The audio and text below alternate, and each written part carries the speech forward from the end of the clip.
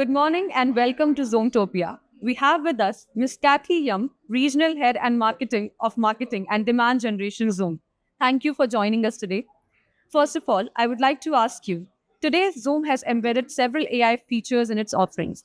How do you see these agentic AI evolving the capabilities to not just assist, but actively take ownership of repetitive tasks? So at our annual flagship conference in September, we announced Zoom AI Companion 3.0. So that is an evolution of our the AI features in our platform. So it gives you a clear picture of where we're going with this. So our AI Companion now is focused on memory. So what does that mean? It knows the context of who you are and what you've been doing so that it can take action for you based on that.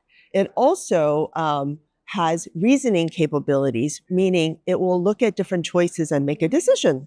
It will complete tasks, but not just tasks, it will actually orchestrate entire workflows. So in essence, this AI is being your agent to be able to do work-related tasks for you throughout the day. Now, a couple of examples of this is, okay, you've trying to book a calendar invite with multiple people, right? So you have to go and check people's calendars. And yes, it seems like a simple task, but if you have to do that over and over every day, it can really add up.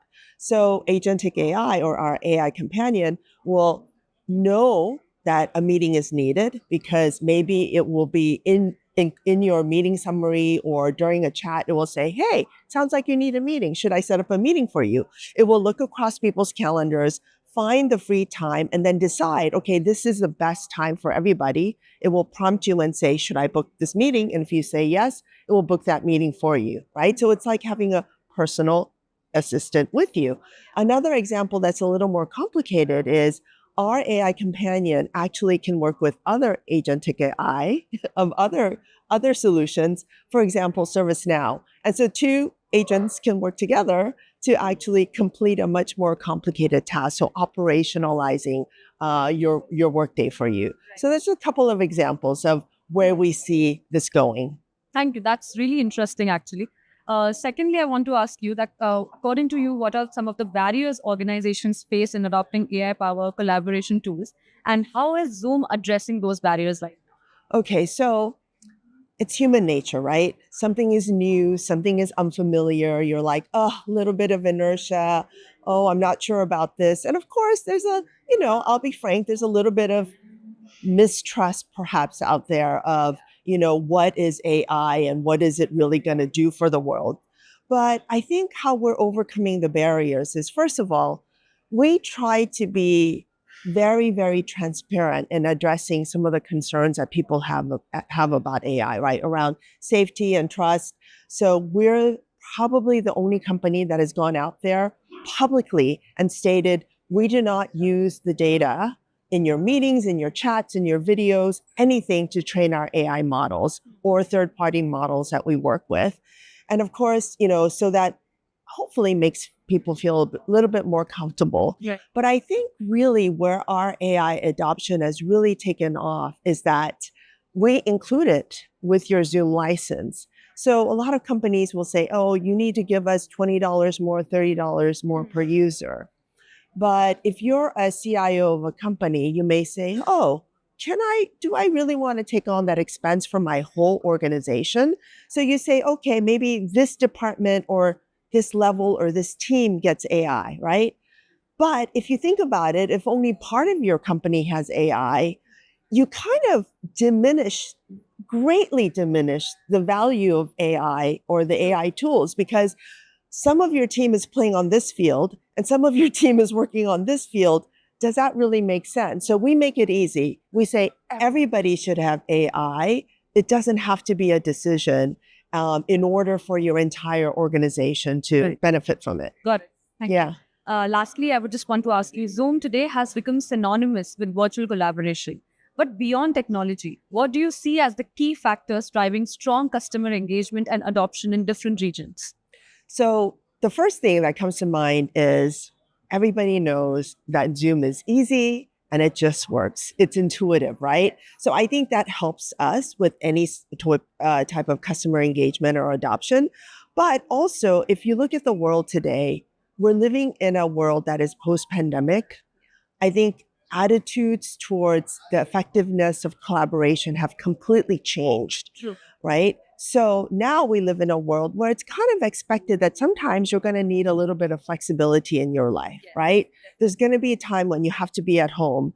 So there are no more sort of hesitation, I guess, if you will, about the need to collaborate virtually.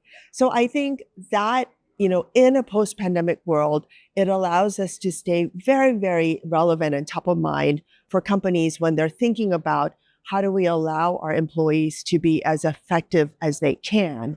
And then the other thing is we've all started traveling again, right? I'm here, from Singapore. I have to stay really productive. And now we have a tool that we didn't really have before the pandemic that is easy to use, and very seamless, and gives me all of the tools that I need to stay really productive when I'm working and on the road. And I think also we see some differences, like in Australia, I would say it's a little bit more like the US. People are still spending time working very hybrid, right? And so that comes into play in a market like Australia. Yeah. But in some markets, maybe like Korea, where it's still a little more like top down, I guess, if you will. And so more people have been asked to come into the office. But as I mentioned in the beginning, even in that world, people realize, hey, when I travel or when I need to be at home for a reason one day out of the week, I need a solution that is easy to use, intuitive, and everybody is familiar with. Right. I hear so many stories where people go, oh, well, when I do an external customer meeting, I always send a Zoom link because people say, oh, Zoom is much easier, right? Yeah. So I do see that being a very common way of working all across the region. Right. Yeah. Thank you. So speaking of Agentic AI, at our conference in September, our flagship conference that I mentioned, our CMO talked about how the world is going to see the first unicorn from a solopreneur, right? One person business from their house, and we're going to see this company be a solopreneur. And I was thinking to myself, that solopreneur is going to come from a market in Asia, because like Southeast Asia, India, this is where all the kind of the very clever, hacky, entrepreneurial people live, right? Just out of necessity. People are just that much more entrepreneurial. And then I thought, how is that going to happen?